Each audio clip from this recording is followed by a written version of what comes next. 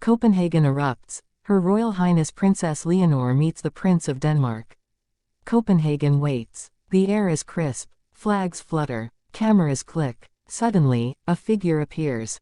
Not a Danish royal. Not an expected guest. Princess Leonor of Spain steps onto Danish soil. The crowd gasps. But what happens next no one predicted. A royal meeting, whispered about for months, unfolds before their eyes. And the truth behind it is nothing like the fairy tales. Copenhagen had been preparing for weeks.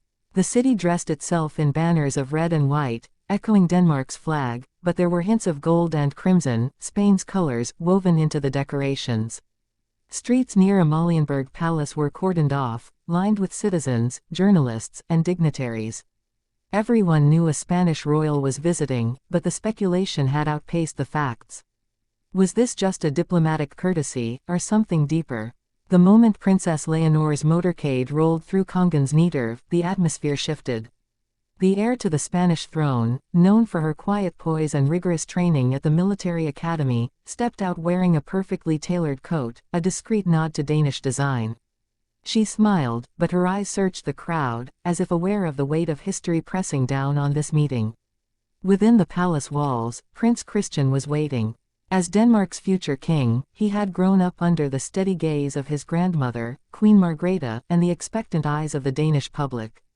Rumors of his closeness to Leonor had swirled since they were teenagers attending joint royal events.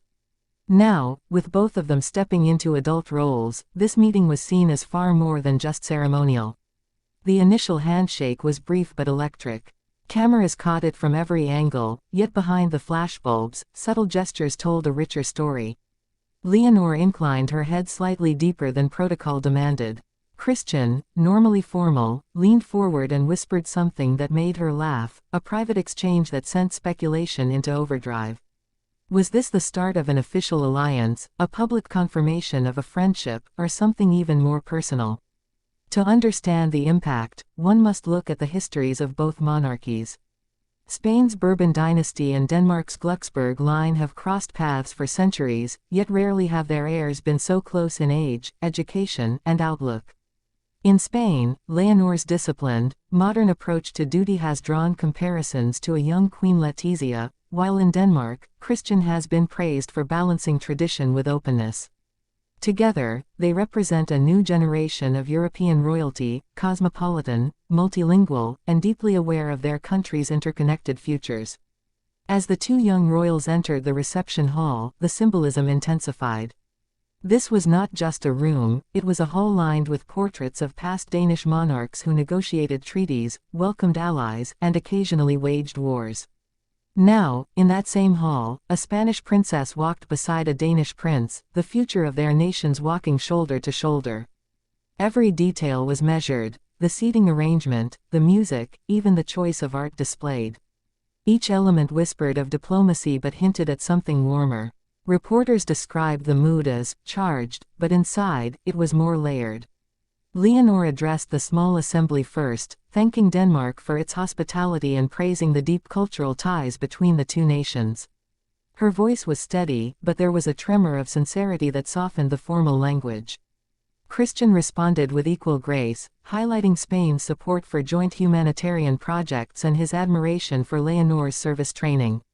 The speeches were brief, but they struck a chord of unity, youth, and shared destiny. What followed caught everyone off guard.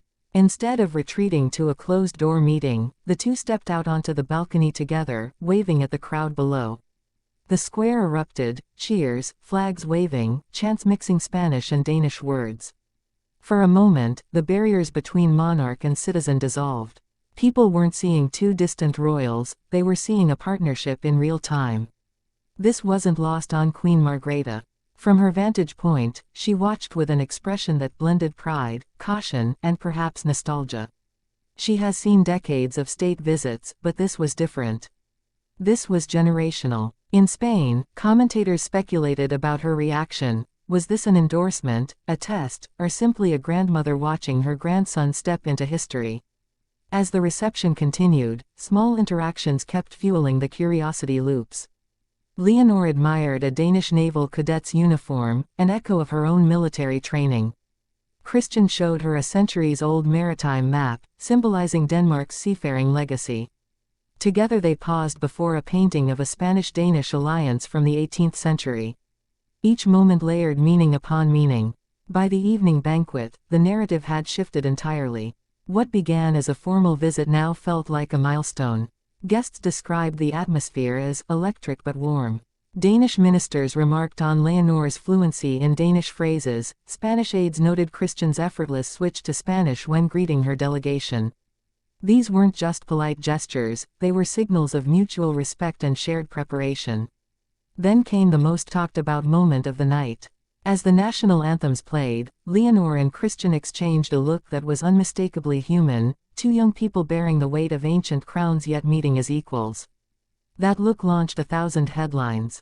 In homes across Spain and Denmark, viewers felt a mix of pride, curiosity, and, for some, a flicker of hope. What will come of this meeting? Is it simply the start of a stronger bilateral relationship, or is it the prologue to a deeper personal bond? In royal circles, nothing is official until it's announced, and yet history is full of meetings like this that later prove pivotal.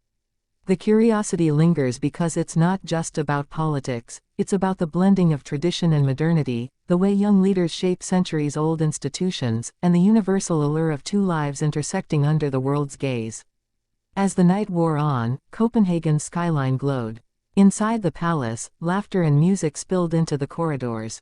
Outside, citizens lingered long after the motorcades left, talking about what they had seen, wondering what it meant. For them, this wasn't just another royal visit. It was an inflection point, a glimpse of what the future of monarchy might look like in an increasingly connected Europe.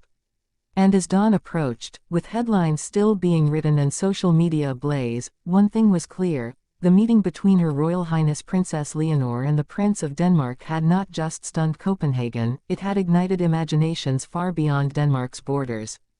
The story would not end here.